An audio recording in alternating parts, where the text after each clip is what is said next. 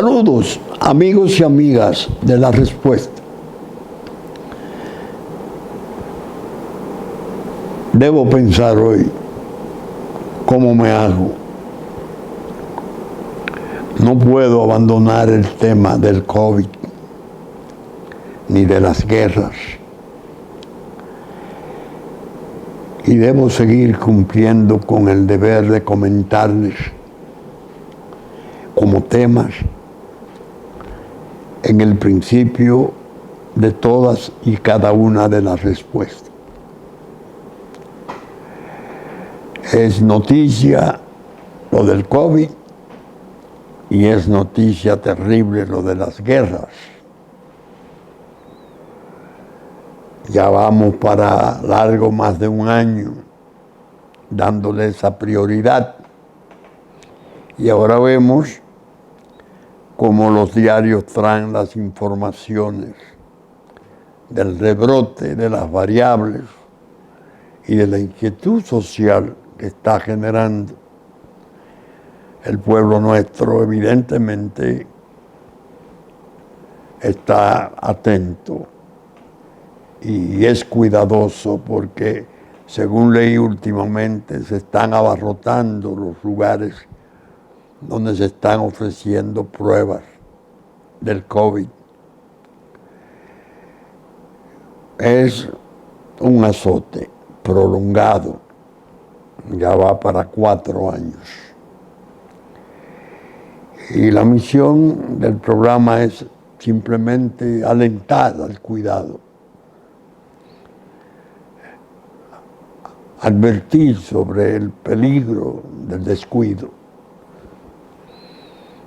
a los padres de familia, tener bien presente que desde que se presenten los primeros signos o síntomas, hay que acudir con presteza al auxilio profesional, porque sigue siendo un quebranto peligroso.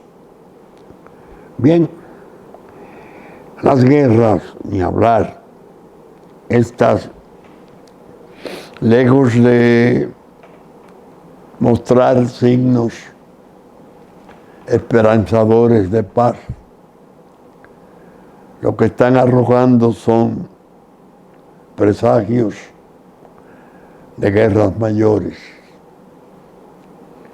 Ahora acaba de ocurrir en Irán, la Persia inmemorial, que hoy es Irán, un hecho terrible. Y lo peor es que cuando se analizan los posibles autores, la versión primera la da el gobierno de Irán, su presidente, y trata de imputar a Israel, lo imputa realmente, y le dice que se prepare, que la respuesta va a ser demoledora, que no tiene idea de lo que le va a pasar. Y en medio de ese emplazamiento, el ISIS, el sumum del radicalismo del Islam, a través de sus medios dice: no, fuimos nosotros, 2 suicidas nuestros, se forraron de explosivos e hicieron volar el cementerio donde está sepultado Qasem Soleimani, aquel jefe de las fuerzas especiales de Quds de Irán, que Estados Unidos logró matar en Irak hace 4 años, en el aniversario de esa muerte. Mueren 103, es el número que hasta ahora he visto, y 175 quedan heridos por 2 explosiones sucesivas. Pero seguido surgieron las tesis, la conspiración que había sido Israel, porque Israel quería agredir a Irán en una forma tan grave como una manera de que éste respondiera con un ataque misilístico y Estados Unidos se viera en la necesidad de utilizar su fuerza, involucrarse en la guerra. Pero ISIS, el ramo verdadero del radicalismo islámico, dice, no, fuimos nosotros. Una pelea inmemorial entre sunitas y chiitas. Asimismo ocurre otro hecho. El segundo hombre de mando de Hamas, que está librando la guerra en la franja de Gaza, fue muerto. Parece que un dron muy preciso, un proyectil, le mató en Beirut, la capital del Líbano. Las manifestaciones han sido enormes y el rencor y lo que se ha dicho sobre la inminencia de que el Líbano entre en guerra, porque Hezbollah, que es el brazo armado de Irán, ha estado tirándole a Israel y este ha estado devolviendo y la guerra está a punto de desarrollarse. Está la cuestión de los altos de Golán y Siria.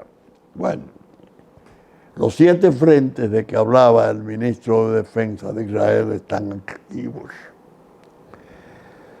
La paz del mundo, de consiguiente, está en precario. No hay duda alguna. Hasta China llegó a inquietarse porque han surgido signos en una de las islas del sur del mar de China y con motivo de las elecciones de Taiwán, declaraciones muy duras del presidente chino Xi Jinping. El más popular lo considera el enemigo de la paz. China continental esperando que ganara las elecciones. El Kuomintang tiene la vieja teoría de una sola China y 2 sistemas.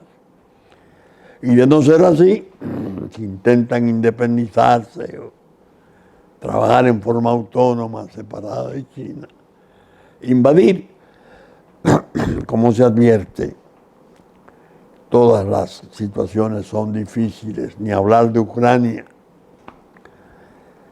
Rusia lanzó un ataque demoledor en los primeros días del año. Se habla de 500 misiles sobre Kiev, la capital, y creo que son una de las ciudades mayores.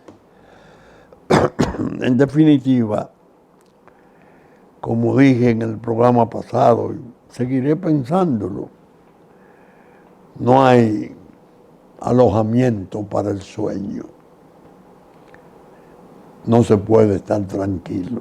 El Mar Rojo, ya vimos, los fletes marítimos se han disparado en un 170%, lo que va a encarecer todas las mercancías que vengan desde Asia, que tendrá que irse no por el canal de Suez y el Mar Rojo, sino por el Cabo de Buena Esperanza, en la parte final de Sudáfrica. Dios mío, las noticias no son buenas. Mucha inquietud en Estados Unidos. Los asuntos de algunos estados tratando de invalidar la candidatura de Trump por fallos judiciales. La Corte Suprema que parece decidida a no dejarse arrastrar de nuevo a la torrentera de las disputas electorales. Es muy inquieto todo, muy impreciso y lleno de incertidumbres.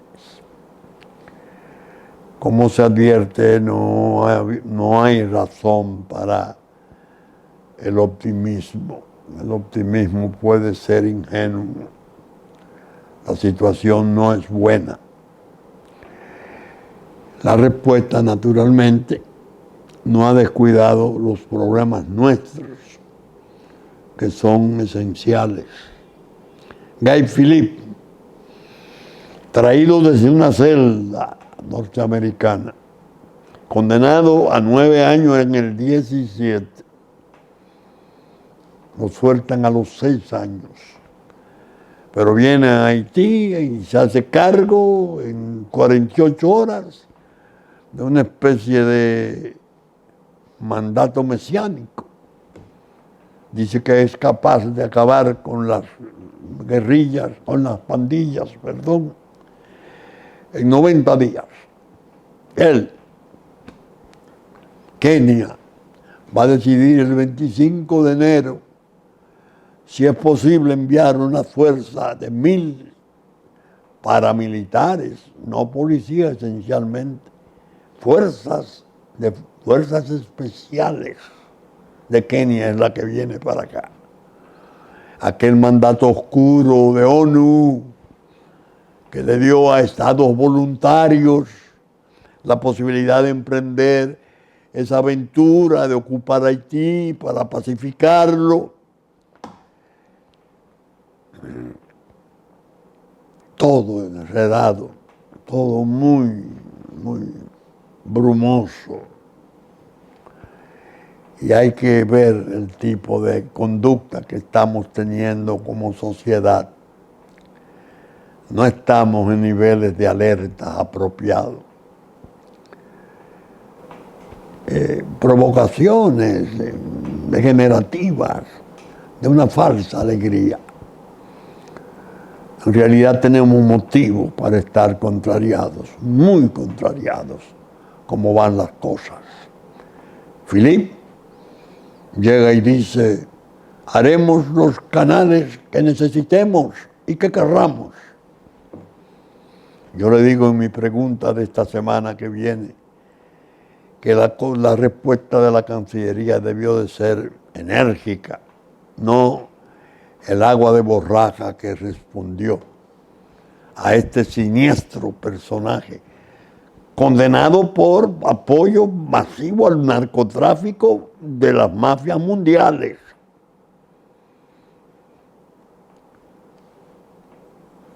Es decirle, señor Philippe, haga todas las zanjas y canales que usted quiera en su tierra, pero no con las aguas nuestras. Si usted quiere probar esto, venga a buscarla en la Vigía o búsquenla en la presa de San Miguel, de Don Miguel, que vamos a construir. Venga, pase, traiga su pandilla, traiga sus fuerzas, a ver si es verdad que usted va a imponer en esta isla eso que dice, de que se pueden robar nuestros ríos, todos los ríos fronterizos, hacer todas los canales que necesitemos y querramos. Recuerden que es un canal que está bajo diseño de la autoridad cubana y evidentemente no es una obra cualquiera, es una obra bien pensada para formación de lagunas inmensas y eventualmente 2 ríos de ellos se llevarían todo el resto del agua, robarse totalmente al Dajabón cuando hace su seco de 2,5 kilómetros y se le llama masacre. Bien, esa es una situación oscura y peligrosa. Y nosotros estamos, como digo, asumiendo actitudes muy desalentadoras. No se siente una preocupación nacional sólida, potente, organizada como resistencia. Claro, hay inmensa mayoría preocupada. Todas las encuestas y todos los sondeos que se han hecho indican que el pueblo muro y todas las cosas que sean protectivas de la independencia y la autonomía y nuestro territorio y la soberanía, el pueblo en eso es muy sensible. Lo que ha faltado es, en los mandos políticos y sociales, organizar en forma compacta la resistencia. Por un lado anda el comercio, porque el comercio entiende que eso de frontera ya pasó de moda. Lo que debe regir es la idea del mercado, a quién vender y cómo vender. Me imagino que han influido mucho en el poder político para contener la severidad. Y eso es peligroso. El mismo presidente debe cuidarse porque las medidas que tomó fueron recibidas y aplaudidas con gran esperanza. Pero están ocurriendo cosas de escalamiento de aquella parte que deben ser respondidas de inmediato y con severidad. Y enseriar la actitud dominicana y mostrarle a esa comunidad internacional que anda ahí dando tumbos por ver cómo establecen un puerto libre gigantesco que le dé albergue peor que las 3 fronteras de Paraguay y Argentina, allá en Sudamérica, al crimen organizado y a todos los vicios y todas las descomposiciones del mundo, desapareciendo todo cuanto se ha aspirado a llegar a ser en esta pequeña nación constituida en Estado desde hace cerca de 2 siglos. La situación no es buena, no es buena. Yo hoy quiero hacer un alto porque debo leer un editorial del Listín Diario. A veces lo he hecho asumiéndolo como un editorial de la respuesta, porque creo que es un momento en que esas cosas no solo deben ser dichas, sino propaladas, difundidas. Este editorial es del jueves 4 de enero del 24, por Dios. Y lleva como título La ruta del declive.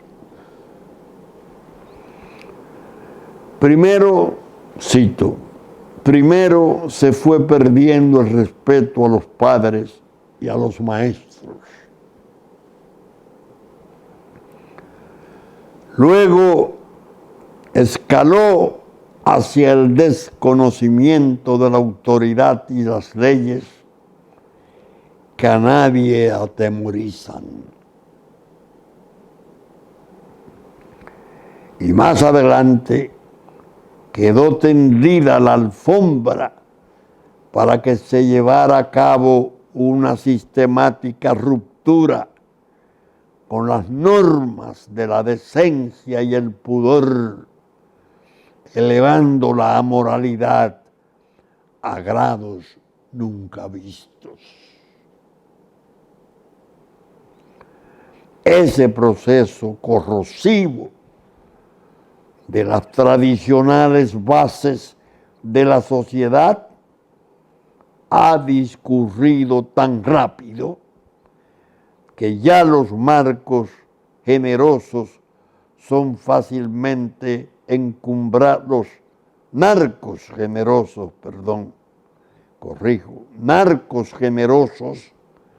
son fácilmente encumbrados en las cúpulas de los poderes del Estado. Y a la sombra y amparo de estos, los poderes del Estado, emerge un ejército de sicarios que tienen luz verde para matar, secuestrar o extorsionar sin temor a las consecuencias. La entronización de estos nuevos ejemplos, en comillas, de éxito, que alcanzan popularidad e idolatría al repartir dinero y favores que ganan en el narcotráfico o en el mal llamado género urbano, es otra de las simientes que abonan la emergente sociedad del desacato. Uno de los rasgos esenciales de esa cultura es el de la intolerancia, fuente a la vez de violencia no solo familiar, sino extrafamiliar, pan nuestro de cada día, representado en las peleas callejeras por cualquier tontería. Hay demasiadas cargas de frustraciones acumuladas desde la pandemia y los efectos del alto costo de la vida, el desempleo y la falta de oportunidades han disparado las muestras de intolerancia, falta de cordura e insolidaridad. Aquí hay mucha gente aburrida que sale a la calle dispuesta a todo. Una estela de trastornos mentales está haciendo olas en distintos segmentos de la sociedad. En medio de estas brumas, muchos se preguntan si vale la pena existir o seguir viviendo aquí. Ese editorial del Listín Diario del 4 de enero, al leerlo me estremecí y dije, Dios mío, tanto que yo advertí que esas cosas vendrían. Qué lucha aquella, qué empeño tan tremendo fue el que tuve. Y veo ahora cómo se hace en un resumen de un editorial de diario todo ese cuadro de falencias nuestras. En un tiempo donde el medio social debería estar unido, fuerte, organizado, todo el mundo de acuerdo en los peligros externos, todo el mundo pensando en la independencia y la supervivencia de la patria. Esto es lo que se ofrece. Ese desenlace es el que se señala. Con razón aparecen encuestas. ¿Usted preferiría vivir aquí o irse? El 67% se quiere ir. Apenas un 30% le dice a esos encuestadores que quiere vivir aquí. Es decir, están a punto de declarar los poderes de la tierra. Está desaparecida República Dominicana como nación. Su inmensa mayoría no quiere vivir allí, abomina vivir allá. Estamos listos para trasegar otra nación, refundirla y llevar a cabo nuestros planes de siempre. Un Estado binacional o una fusión de los estados. Qué sé yo, uno de esos esperpentos que inventa la perversidad de los poderes del mundo siempre. Como advertirán, señores, los momentos no son fáciles. Yo he estado en mi pregunta los miércoles haciendo acopio de conferencias dictadas hace 20 y más años. Y debo decir que al leerlas, nuevamente al releerlas, lo que siento es pesar, no asco de lo que hay, de lo que ha resultado, sino un gran pesar. Ahora están dándose las muestras que se vienen a traer como novedades, como algo que solo en este gobierno ocurre. Hacen hallazgos, mucha gente que escribe, desgraciadamente, frecuentemente bajo encargo. Y los Castillo, ¿por qué no hablan? Oh, del señor Domínguez Díaz. ¿Y por qué ellos no señalan que ese señor pactó en Miami con los fiscales para decir cómo pudo llevar 50 toneladas? Administrarla o gerentearla según el pacto con los fiscales, haciendo creer que pueden mover a error a la gente en cuanto a cuál ha sido la importancia de nuestros servicios en esa lucha. Y los pilotos Madera y de la Cruz en Fort Lauderdale, en un avión con 1 tonelada, cuando fueron juzgados en Miami. ¿Quién fue en este país el que manejó ese expediente con una intensidad tremenda? Vincho Castillo. Y los pilotos mexicanos, uno de ellos, apellido Chávez Ramírez, que prefirieron irse por Florida y que hablaron primores de sus vuelos en favor del cartel de Sinaloa. ¿Quién trató eso hasta el cansancio? Vincho Castillo. Todos los expedientes graves de este país lo manejamos nosotros, advirtiendo del peligro que significaban esos casos, reprendiendo incluso la iniciativa Mérida y el Plan Colombia, enrostrándoles a los norteamericanos miopía, dejadez, incomprensión de que no podían dejar el Caribe a merced del giro que daría el narcotráfico de Sudamérica hacia el Caribe, en la medida que la interdicción la mejoraran en las rutas centrales de Centroamérica. Vincho Castillo. Ahora vienen a sacar eso como una novedad. Una serie de infelices que yo sé que ese es su modo de vivir.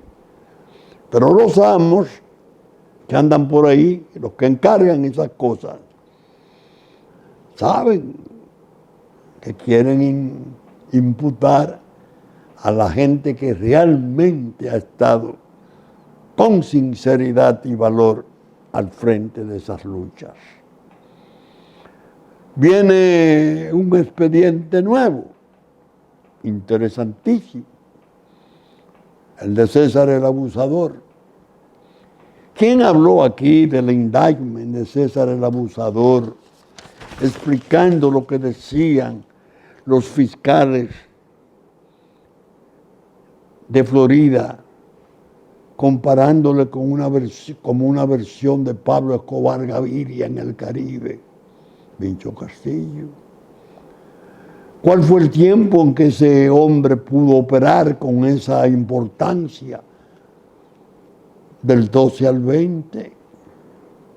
Ahora surge un diputado de esta administración, del partido de gobierno, correcto, pero los hechos corresponden a un periodo que viene desde el 14. ¿Cuál es la idea? El gobierno de Luis Abinader tiene un mérito en eso, y yo no tengo ningún impedimento en comentarlo. Hay proceso abierto, en la Fiscalía de La Vega hay en vivo al conocimiento de juicio de fondo del otro hombre, pareja del diputado Gutiérrez Díaz, un señor de apellido López. Su esposa en la Suprema Corte de Justicia, enviada a fondo. Venga acá. Entonces, ¿por qué tenemos nosotros que quedarnos callados cuando vienen estos desorejados a tratar de hacer una interpretación de nuestro silencio? Estamos velando las extradiciones por venir. Las estamos pidiendo. Incluso en mi blog La Pregunta del miércoles que viene, en forma expresa me refiero al caso de Florida, con una muestra muy significativa de que eso que por décadas yo estuve advirtiéndole a los partidos políticos por cartas expresas que cuidaran la posibilidad de que el narco pasara a optar por posiciones que se adueñarían de los poderes públicos, que harían un gran daño a la sociedad y le someterían a un descrédito como una versión de Estado, de narcoestado. Y digo en esa pregunta que cuando comienzo a recoger el material, tanto de la pregunta como de las distintas, más de 500 respuestas, que la estamos por digitalizar y ver cómo la llevamos al libro. Pero me han advertido que son cerca de 20 volúmenes que salen, de promedio de 300 páginas. ¿Cómo? Pero no, yo no puedo. No lo creo. Sí, mírenlo aquí. Los técnicos, la gente que maneja las ediciones. Entonces, contra ese historial vienen ahora estos desorejados, vamos a decirle así, que claro, es su modo de vida, vivir de un encargo para vivir insultando por redes y articulejos, etcétera, a la gente que realmente ha asumido aquí, ha cargado pesado.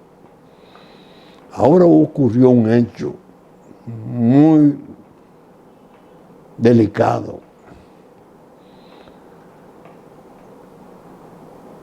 Un operativo del DICRIM en el kilómetro 12 de Jaina, creo que en los días finales del año, abatió a 3 dominicanos y detuvo un cuarto. La versión primera que se dio fue que se trataba primero de falsos miembros de la Dirección General de Drogas, porque eran pertenecientes a la Armada, a la Marina, pero que usaban en sus asaltos para extorsión, para secuestro, todo el Código Penal, todos los crímenes imaginables, que formaban una banda mixta, que había policías y había civiles, y que hicieron resistencia y fueron abatidos. Yo cuando vi la versión, digo, bueno, es posible que así fuera. De todos modos, han comenzado a aparecer las protestas de la familia, que no era así, que eran gente seria, que correspondían a operaciones encubiertas, que hay videos donde aparecen detenidos ya y esposados, vivos. Bueno, se abre una investigación que está en curso y lo mejor es aguardar el resultado de la investigación. Si es como dicen últimamente y desmienten la versión dada en el principio, el asunto es muy grave, muy, muy grave. Trataría de una operación, diríamos, de sicariato especial a cargo de miembros de la autoridad. Eso sería horrible, pero la investigación es la que tiene que determinarlo. Lo mejor es no adelantar explicaciones, ni siquiera conjeturas maliciosas, no. Quedarse aguardando los resultados de la investigación y después analizar estos. Nosotros tenemos muchas cosas que revisar, muchas cosas que revisar. Por ejemplo, la explicación de la explosión de San Cristóbal, a mí no me convenció la que se dio como versión oficial. Me comentaba un amigo, asumiendo las fechas, mira, en los días que ocurrió, en agosto del año 22, creo, la explosión de San Cristóbal, se produjo otro hecho en frontera a una señora dirigente del partido de gobierno. La incendiaron el predio, incendiado, el potrero donde estaban cientos de ovejos en una especie de explotación interesante, con los ovejos dentro. Y 2 días después hubo un incendio inesperado y parece que muy importante en las terrenas. Ahora se va a inaugurar el puerto de Cabo Rojo y llega un crucero, el Norwegian Pier, la perla de Noruega. El presidente de la República y el gobierno van al acto. Pero ocurre en las terrenas otro incendio tremendo y se incineran 4 restaurantes. ¿Qué está pasando? ¿Qué está pasando? Hay muchas cosas de ese rompecabezas difíciles de manejar y hay que hacerlo con gran cuidado al mover las piezas. Por eso yo a mis hijos les aconsejo paciencia. Dejen que los hechos ocurran. Dejen que las circunstancias se susciten y pasen. Entonces abórdenlas. Pero no se vayan delante de los hechos, ni traten de que se produzcan los hechos en ningún caso. Es la manera más, entiendo, serena, por no decir sabia, de enfrentar una situación como esta en que vivimos. Yo, por ejemplo, pasó eso con el grupo del DICRIN. Dije, consíganme la conferencia que yo dicté, precisamente por iniciativa de la Policía Nacional, acerca del sicariato. A la cosa de 15 años. Y ahí encontré cosas importantes.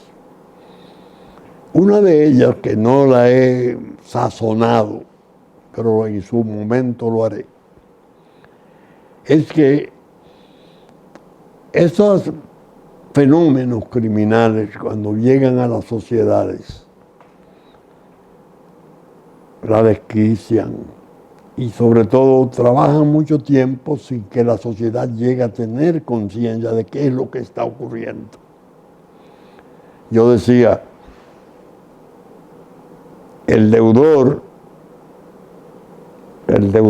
sobre todo en los préstamos anormales, préstamos no anormales, sino informales, de usura, ha encontrado en la posibilidad de salir de su deuda valiéndose del instrumento del sicariato. Han pasado muchos casos. ¿Qué está pasando? Vendrán los pequeños y secuestros, los express. Óigame, y se han ido dando. Vendrán muchas manifestaciones raras del comportamiento de la propia criminalidad nuestra, los modos de ejecución.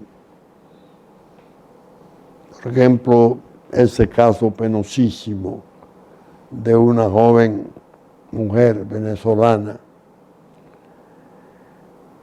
cómo se le mata, se descuartiza, su cabeza en la nevera, más un brazo. Lo hace un italo-colombiano, es lo que dice la prensa. Parece que con el auxilio de algunos delincuentes menores, pero mayores porque trabajan en cosas de ese tipo. Y la justicia está apoderada. El degüello. Ya vimos el caso de el tío del exministro de Fuerzas Armadas, José Miguel Jiménez, ¿qué está pasando? Soto Jiménez, ¿qué está pasando? Con 3 más, incluyendo una arquitecta que estaba en la casa, con degüello. Esta criminalidad no es la nuestra tradicional, la de siempre. Hay ingredientes peligrosísimos y eso nos va a ir haciendo un daño creciente. Quiero con esto decir que todas las cosas que he planteado acerca de la criminalidad, sicariato, droga, etc., yo diría que en cierta medida me he cansado de hacerlo. Quizás por haber sido tan desoído como he sido. Eso se lo mando como mensaje a aquellos que manejan los hilos de los insultos, creyendo que ellos pueden competir en esos empeños con tantos años de riesgos y sacrificios como los nuestros. Bien, febrero viene ahí. ¿Qué viene en febrero en la isla de Santo Domingo? Un proceso electoral menor relativo a los cargos municipales en la República Dominicana. En Haití, ¿qué viene? Un vacío de poder, porque se vence el plazo del señor Henry, ya primer ministro que ha fungido de gobernante, y no se han podido organizar elecciones, dado que las pandillas criminales tienen el control en un 80% del territorio haitiano, según los propios informes de ONU. Tesis de la respuesta, que la quiero hoy sucintamente reiterar. Estamos saliendo en el 7 de enero. Ese vacío de poder, ya Gay Philippe, más o menos insinuó por dónde van las cosas. Generará encuentros entre grupos criminales y políticos, no sin arrimar las propias élites enriquecidas en base a la comercialización de la droga permitida por décadas en Haití. Y es previsible que lo que surja ya como desorden de una guerra civil más o menos plena va a generar presiones de derrame mayor hacia la República Dominicana. Mientras nosotros damos el ejemplo civilizado de consultar al pueblo quiénes deben ser sus alcaldes, vicealcaldes, regidores, etc. Lo que está propuesto al lado es un barril de dinamita.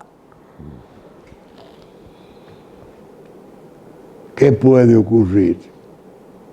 El 25 de enero en Kenia se decide si viene la fuerza de legión extranjera, clara, que Naciones Unidas ordenó, pero que se declaraba ajena a ella.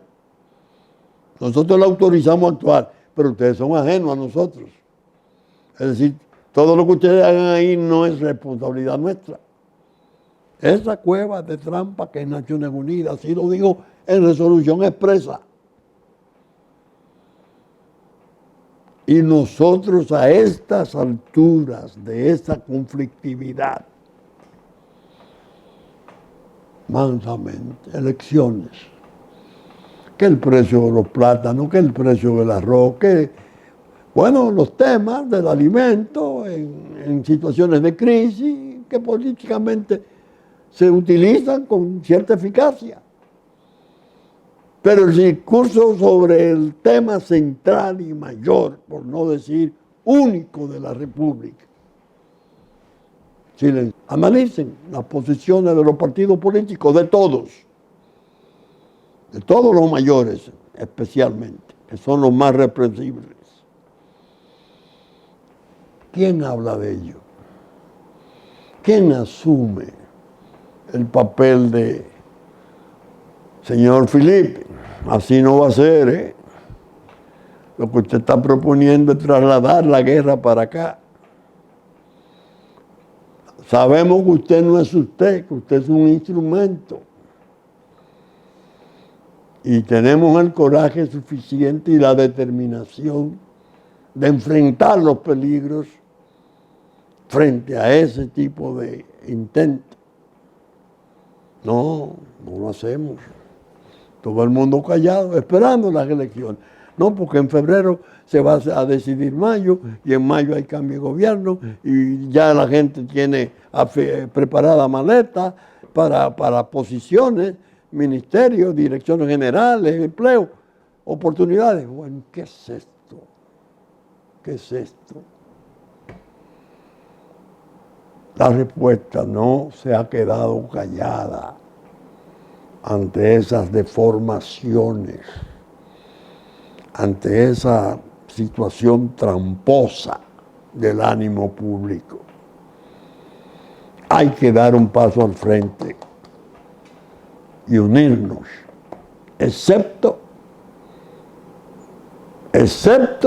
la traición, porque la traición significaría, como va perfilándose, una desgracia de mansos y cimarrones, que no es momento de aprobarla ni de permitirla.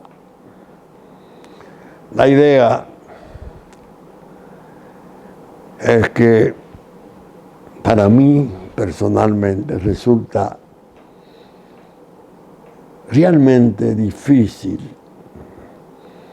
y a veces angustioso abordar ese tema a sabiendas de cuántos recursos valiosos humanos que se pudieron utilizar en la defensa nuestra se han retraído, han desertado en cierto modo de esos deberes de defensa de nuestra patria. Tengo realmente pesar por ello, porque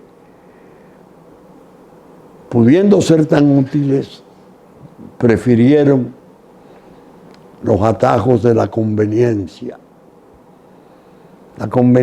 sórdida del poder, el poder por el poder.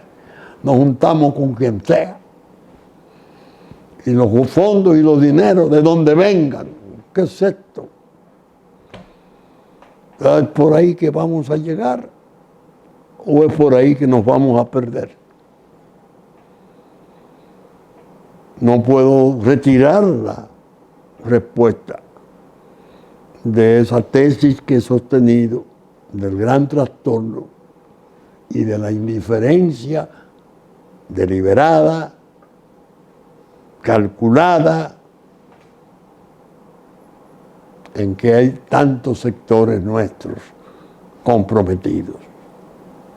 Bien, saben ustedes, estamos saliendo por Supercanal en nuestra versión de domingo a las 11 de la mañana en nuestra versión central, canales 33 Claro, 23 del cable. Asimismo, Teleimpacto, canales 22 y 52, Claro y el cable, a las 12 del mediodía y las 9 de la noche de domingo, que estaremos en YouTube después de las 12 del mediodía de domingo, después de nuestra versión central. Con la ayuda de Dios, les deseo a todos que puedan en el año que estamos ya entrando satisfacer algunos de los sueños y planes que tienen de vida para ustedes y sus familias, pero que no dejen de pensar en los empeños trascendentales de la patria. Esperamos en Dios que así sea.